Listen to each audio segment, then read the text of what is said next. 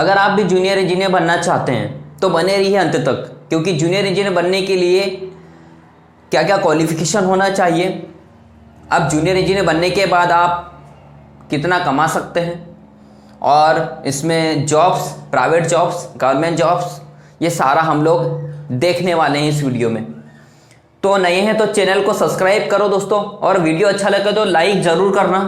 तो सबसे पहले हम लोग देखते हैं कि जूनियर इंजीनियर कैसे बने। अब जूनियर इंजीनियर बनने के लिए आपके पास डिप्लोमा होना चाहिए। अब डिप्लोमा कैसे करें? डिप्लोमा एक पॉलिटेक्निक कोर्स होता है।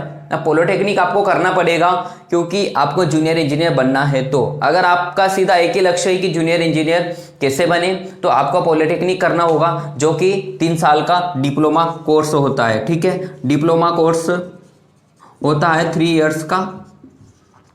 अब इसमें आपको ब्रांच सिलेक्ट करनी होगी कि आप किस ब्रांच में जूनियर इंजीनियर बनना चाहते हैं, कि मैकेनिकल इंजीनियर बनना चाहते हैं, सिविल इंजीनियर बनना चाहते हैं, कंप्यूटर साइंस इंजीनियर बनना चाहते हैं, इलेक्ट्रॉनिक्स इंजीनियर बनना चाहते हैं, आईटी में जाना चाहते हैं। बहुत सारी ब्रांचेस होती है, आपको अच्छे से छानबीन करना, रिसर्च करना है, उसके बाद ही एडमिशन लेना है।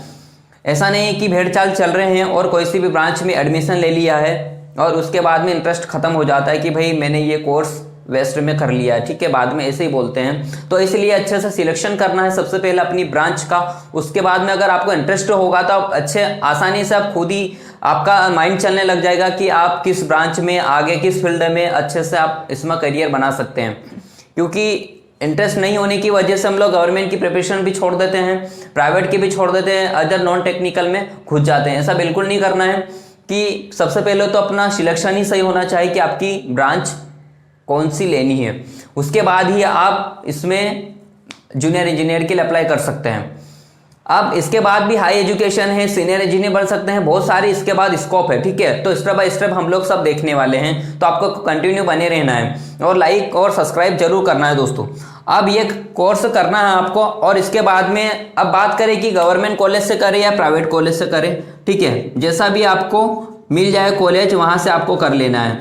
अब जैसा भी मिल जाए मतलब आपको एंट्रेंस एग्जाम देनी है। आपको गवर्नमेंट कॉलेज मिल गया तो ठीक है, आपका परसेंटेज अच्छा, आपके नंबर आ गया, आपका सिलेक्शन हो गया, तो आपको वहाँ पर एडमिशन ले लेते हैं, तो आपको फीस कम लग जाएगी। ठीक है, और अच्छे से आप इसमें ले सकते हैं। लेकिन आपको कॉलेज नहीं मिला तो प्राइवेट कॉलेज भी बहुत सारे हैं इंडिया में। ठीक है, तो आप वहाँ से कर सकते हैं। आजकल कम परसेंटेज है फिर भी आपको एडमिशन मिल जाता है। बैचलर ऑफ इंजीनियरिंग कर सकते हैं 45% में, तो इतने तो आजकल बन ही जाएंगे कि सबके आपके 45, 50, 60% आपके बन जाएंगे। तो कोई डिपेंड नहीं करता है अगर प्राइवेट कॉलेज से करते हैं तो। अगर आपका इंटरेस्ट है तो कोई सी कॉलेज से आप कर सकते हैं ये डिप्लोमा कोर्स। और ये होता है 10th के बाद। ठीक है, 10th के बाद कि आप ये कर सकते हैं पॉलिटेक्निक कॉलेज। लेकिन आपका माइंड क्लियर होना चाहिए कि आप सिर्फ डिप्लोमा कर रहे हैं, सिर्फ आपका कि लक्ष्य है कि मैं जूनियर इंजीनियर बनूं, तो आप 10th के बाद सीधा कर सकते हैं पॉलिटेक्निक में एडमिशन लेके। 3 साल का कर लिया। अब इसके बाद में इसके लिए आप तैयारी हो जाती है कि आप इसके लिए अप्लाई कर सकते हैं। ठीक है, और साथ साथ में इसकी प्रिपरेशन कर सकते हैं गवर्नमेंट की। अगर नहीं लग रही तो जॉब कर सकते हैं, प्राइवेट जॉब कर सकते हैं। ऐसा नहीं कि उसी के भरोसे बैठे रहे, क्योंकि एक डिप्लोमा कोर्स हो गया अगर आपने सिविल से कर लिया है तो आपको बहुत सारी फील्ड पे आपको जॉब मिल जाएगी। कंस्ट्रक्शन कंपनी में जॉब मिल जाएगी, या तो फिर अदर कंपनी में भी आपको जॉब मिल जाएगी। ठीक है, क्योंकि इसकी ज़रूरत पड़ती ही रहती है। अगर आपने मैकेनिकल से कर लिया है तो भी आपको फार्मा लाइन में मिल जाएगा, या फिर ऑटोमोबाइल में मिल जाएगा। बहुत सारी ऐसी कंपनीज है, वहाँ पर आपको जॉब मिल जाएगी। ठीक है, तो इसका प्रॉफिट आपको मिलेगा। लेकिन आपके पास नॉलेज होना चाहिए, एक्सपीरियंस होना चाहिए, थोड़ा बहुत इंटर्नशिप कर लेनी है, नॉलेज होना चाहिए, प्रैक्टिकल नॉलेज थोड़ा बहुत होना चाहिए। क्योंकि कॉलेज वगैरह में कहीं पर भी आपने वर्कशॉप कर ली है, अगर सिविल से करा है तो आपने कहीं से इंटर्नशिप कर ली, कोई सी कंपनी से 5-6 महीने का फील्ड वर्क कर लिया, तो उससे क्या है कि चांस बढ़ जाते हैं जॉब के। क्योंकि आपके पास कंपनीज को क्या चाहिए कि एक वर्कर को किस प्रकार आपको संभाले, कि वहाँ पर अगर लेबर है आपने सिविल से करा है तो लेबर को किस प्रकार संभालेंगे आप। ठीक है, आपके पास एक लीडरशिप होना चाहिए, वो एक क्षमता होनी चाहिए उसको काम को करवाने की। ठीक है, यही कंपनी देखेगी तभी आपको हायर कर लेगी। ठीक है, तो ये सारा आपके पास गुण होना चाहिए, पूरा स्किल होना चाहिए, तभी आप इसमें बेरोजगार नहीं रहेंगे। ठीक है, आपको फायदा मिलेगा कहने का मतलब। अब इस प्रकार से आप जूनियर इंजीनियर बन सकते हैं। अब इसमें बात करते हैं कि इसकी सैलरीज क्या रहती है। ठीक है, अब सैलरीज की बात करें तो सबसे पहले हम लोग बात करते हैं कि गवर्नमेंट सेक्टर की। अब गवर्नमेंट सेक्टर में आप सिलेक्शन हो गए तो कम से कम 30 से 35 हज़ार रुपये आपको इसमें मिलती है सब मिलाकर, ठीक है। स्टार्टिंग में कम भी हो सकती है, ठीक है, क्योंकि आपको ट्रेनी बेस पे भी रखा जाता है स्टार्टिंग में। तो इस प्रकार से आप देख सकते हैं, पूरी छानबीन रिसर्च कर सकते हैं। अब इसमें प्राइवेट सेक्टर की बात करें तो प्राइवेट सेक्टर में भी 12 से 15 हज़ार रुपये आप इसमें आराम से कमा सकते हैं अगर आप सिविल से, मैकेनिकल से, अदर ब्रांचेस से भी है तो। और एक्सपीरियंस के बाद, आपको नॉलेज होने के बाद 20 से 25 हज़ार रुपये से भी ज़्यादा आप इसमें कमा सकते हैं। आप कंपनी पे डिपेंड करता है कि कंपनी कितनी बड़ी है, आप कितना काम करके दे रहे हैं, तो उस हिसाब से आप देख सकते हैं।